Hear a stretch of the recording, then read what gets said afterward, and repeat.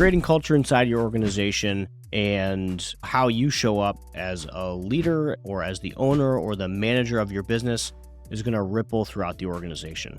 So whatever behaviors you bring in every day, you should expect to have mirrored back at you. So like company culture, every company has a culture, a new construction culture, and that is a cultural decision. So that's going to impact how you hire. It's going to impact how you retain. It's going to impact how you bonus, how you reward, the behaviors that you like, the behaviors you don't like, what type of softwares you use, what softwares you don't use. So it's going to have all these ripple effects because you've taken the stance that your company is going to have the culture that you have a shared upside, which not every company has. We have the same perspective. I think we just try to be a little bit more deliberate about it. But I think that culture is ultimately who's the right fit for your business and how are they the right fit for your business. And when you think about your very best team member and you want to replicate that team member 10 times, 50 times, 100 times, then like what is it that makes them the best? And then how do you replicate them? And how do you design a business that attracts that type of person? And that's culture.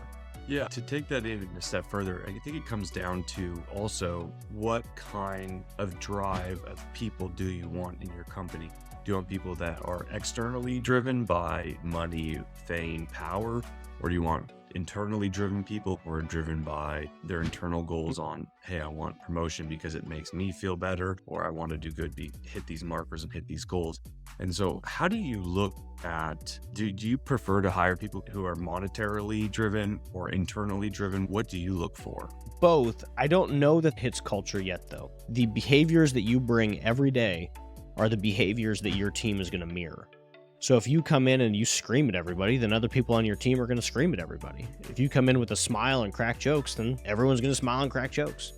If you push on sales, people are going to care about sales. But like, what are you putting out into your company?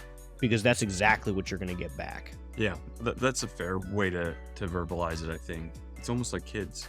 It is. Yeah, it is like kids. You know, you can see some of those actions. I think it becomes less about culture and more about a leadership discussion at that point. Like I said, man, this caught me off guard.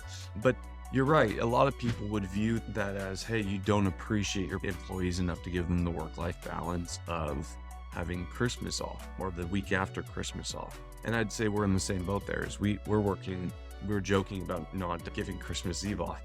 Obviously, we're not going to do that, but the whole team was laughing about it because it would be right up the alley of the culture of something that, that I would ask. Obviously, I didn't ask because I find that inappropriate, but at the same time, the team was mostly ready to do it. And it's that culture that you build is extremely important. And I think it permeates through items like you said, how you hire, decisions on work-life balance, on are you going to run an on-call schedule? How are you going to run that on-call schedule? What are you prioritizing in your business? And I think that we come down to we prioritize revenue and growth first over everything.